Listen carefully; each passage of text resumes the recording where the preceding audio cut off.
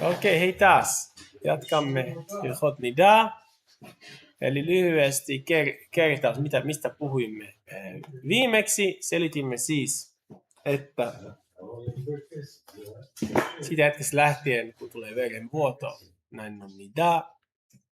Tämä vuoto, siitä alkaa Nidaa, siitä lähtee laskemaan. Se päivä, jolloin vuoto tulee, sitä viides päivä sitä eteenpäin on ensimmäinen aikaisin kerta, kun voi yrittää tehdä Hefsek Tahara. Jos se onnistuu, se onnistuu. Jos se epäonnistuu, kokeile uudestaan seuraavana päivänä, kunnes saa täysin puhtaan bedikaan, jossa ei ole tippaakaan verta, jos siinä on joku väri.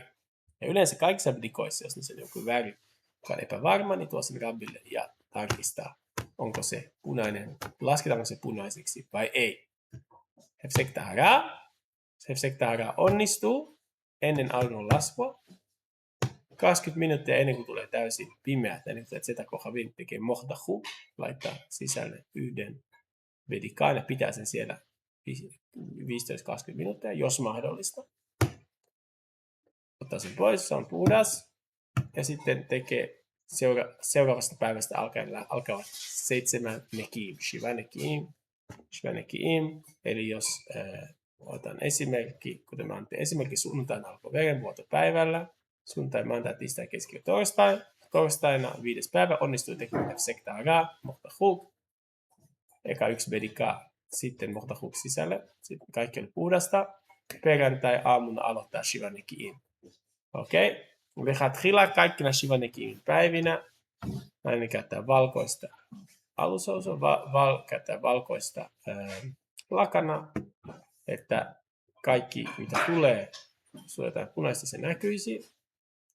Ja hän tekee 2 bedikaata päivässä, 1 aamulla, 1 illalla. 1 kun herää, 1 ennen kuin tulee pimeä. Näin se jatkuu perjantaina, shabbatina, sunnuntaina, maanantaina, tiistaina, keskiviikkona ja torstaina. Kaikki torstain bedikaat on hyvä, torstai-iltana mikve. Okay. Tämä on se lechatchila. Se mitä pitäisi tehdä. Joskus se ei ole mahdollista. Joskus hyvin usein kaikenlaisia ongelmia ja siellä on haavoitus, siellä on kuivuutta, se bedika häiritsee tosi paljon. Se saattuu aina keskustella rabbin kanssa. On paljon mahdollisuuksia olla kevyemmin ja salia vähemmän bedikotteja silloin, kun se on tarpeellista. Kaikkein tärkeimmät bedikot on itse Hefsek Tahara, eli ilman mohdahukki, jossa on liian vaikea tehdä, mutta Hefsek Tahara, se bedika, ennen kuin shiva nekiim aloitetaan, ensimmäinen bedika, joka varmistaa, että siellä ei ole verta. Sitten seuraavana päivänä, eli shiva nekiimin 7. puhtaan päivän ensimmäinen päivä, silloin tehdään bedikaa. Sitten viimeinen päivä, bedikaa viimeisenä päivänä ennen mikveiltaa. Nämä on absoluuttisia. Jos niistä puuttuu jokin, sitten ollaan tosi isossa pulassa. Okei. Jos muita unohtuu, se ei ole niin vakava. Tai jos muita ei pysty tekemään, koska alue on niin kuiva tai muuta, niin sitten okei. Hyvä. Sitten, eli siitä lähtien, kun sanotaan 3. päivänä, on ollut kaikki puhdasta, eikä ole mitään ongelmia, kannattaa soittaa mikveelle. Tässä seuraavassa on vaimo, joka hoitaa mikveitä, soittaa ja ilmoittaa, mikve-ilta on tuo ilta, varaa sen illan. Okei? Että tvilaa. Okei? Tvilaa tapahtuu aina. Se on helppo muistaa, että se ei voi mennä väärin, vaikka usein kuulee ihmiset tehnyt virheitä, mutta se pitäisi olla tosi yksinkertaisesti. Jos Hefsek Tahara oli torstaina, se tarkoittaa, että seuraavan viikon torstai-iltana on mikve. Jos Hefsek Tahara oli keskiviikkona, seuraavan on keskiviikko-iltana on mikve. Okei. Yleensä, eli mikvetä mennään Zeta Kohavin, silloin kun on täysin pimeätä ja tähdet näkyvät 3 tähteä taivaalla. Se on sellainen mikve. Kaikkein paras on tulla sopia aikaa puoli tuntia tai jopa tunti ennen, että ehtii puhdistautua, koska se mikveen valmistautuminen on hyvin tärkeää. Okei? Meillä on, naisen pitää poistaa kaikki chatzitsot. Kaikki, mikä voi erottaa veden ja ilon välillä, että se tvila olisi kasher. Okei? Eli sen takia mikveessä on kylpy, siellä pestään kaikki kammataan kaikki hiukset, harjataan kaikki hampaat, vaikka suuta ei tarvitsekaan avata mikvessä. Mutta silti kaikki ne paikat, joihin jos se olisi auki, niin veden pitäisi päästä sinne. Eli kaikki mahdolliset asiat, jotka on iholla, poistetaan. Kaikki ylimääräiset meikit, värit, kynnet leikataan ennen mikveen menoa. Kaikki mahdolliset asiat, jotka vois erottaa ihon ja veden ja kehon ja veden, ne puhdistetaan. Joskus tulee, se on takanat Ezra Sofer päätyy, että pitää shampoolla puhdistaa, sen ajan shampoolla saippualla puhdistaa, pestä hiukset ennen mikveä. Ja kammata ne hyvin. Niissä ei olisi mitään solmuja, mitään.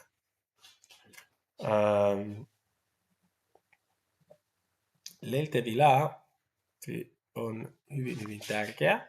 Sitä ei pitäisi koskaan työntää eteenpäin. Tietenkään ei voi taakse, mutta ei koskaan työtä eteenpäin. Koskaan sanoa, että okei, nyt tämä ei sovi mulle, me vaihdetaan. Okei? Leiltevila on kadosh. Mies on odottanut sitä pitkään, nainen on odottanut sitä pitkään, on niin kauan erossa. Sitä ei vaihdeta. Jos tulee joku vaikea tilanne, että jostain syystä se on nyt mahdotonta mennä mikveen sinä iltana, okei, sitten pitää keskustella, mitä tehdä. Jos hän on tehnyt pilaveri vielä mitzvah, heillä on jo poika ja heillä on jo tytär, sitten on ehkä enemmän syytä olla mekil, sallia se työntäminen toiselle päivälle, jos mies ja vaimo kumpikin suostuu siihen, mutta kukaan ei se koskaan saa yrittää käyttää mikveen jonkinlaisena aseena. Mä menen nyt mikveen, tai mies sanoo, älä mene mikveen, tai mene.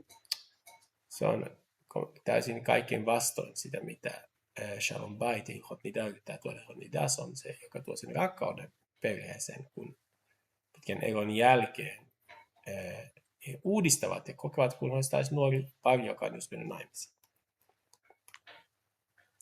Ja tosiaan mikve on aina, illalla on vain 2. Sen takia se on aina, me varmistetaan, mikveen pitäisi aina olla auki. On 2 yötä vuodessa, jolloin mikve on kiinni, Jom Kippur ja Tisha B'Av.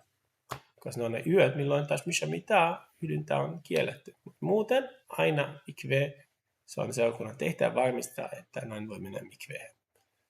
Okei.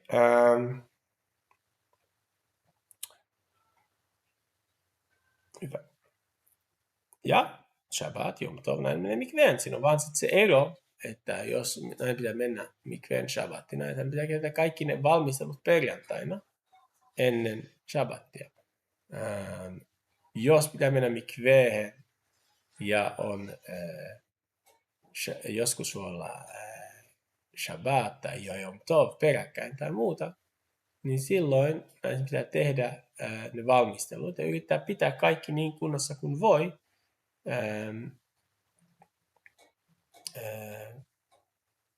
Niinä päivinä, jotka on välissä. Joskus voi olla 2 päivää, joskus voi olla, että mikve on perjantai-ilta, mutta keskiviikkoilta oli jo Jom Tov. Nyt meillä on Pesach tulossa.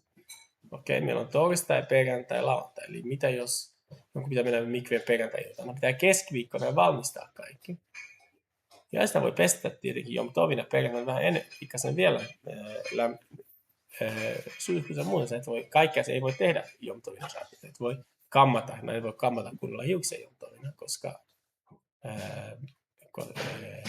tai Shabbatina, koska silloin voi ilottaa hiuksia ja muuta. Joten pitää kysyä sheilaa, silloin jos tulee tämmöisiä erikoistapauksia. Tosiaan. Sitten mitä tulee näihin chatzitsot. Joskus on asioita on vaikea ottaa pois. Niin sääntö menee näin. Kaikki sellainen on eri tasoja. Jos joku on rov haguf umakpid, eli jos joku peittää suuremman osan kehosta, ja se häiritsee sua, silloin se on chatzitsa de oraita. Toora kieltää, silloin se mikveen meneminen tällä tavalla ei ole kosher Tooran tasolla.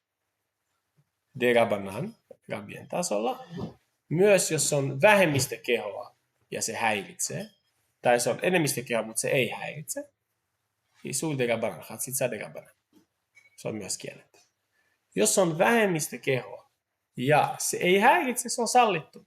Jos se on keho, se ei ole ongelma. Okei, sen takia kaikki sellaiset asiat, jotka on kehon päällä, mutta ne ei oikeasti häiritse. Minhag, perinne on ottaa ne pois, mutta jos on vaikeaa ottaa ne pois, tvila on kashe. Eli jos on täydellinen meikki ja kaikki muu, eikä halua missään nimessä poistaa sitä.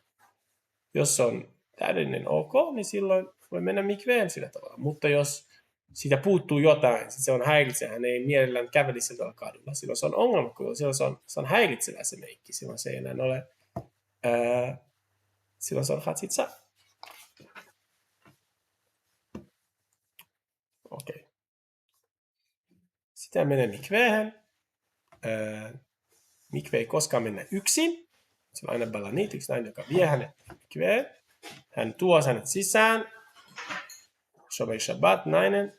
Hän ilmoittaa, nainen valmistautuu, hän ilmoittaa balanitille, että hän on valmis. Ja hän tulee, balanit tulee, tarkistaa, että ei ole mitään.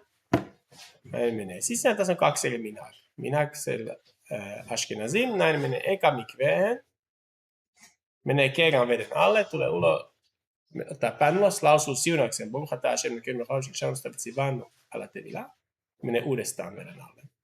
Ja se pitää olla aina, joka seisoo ja näkee.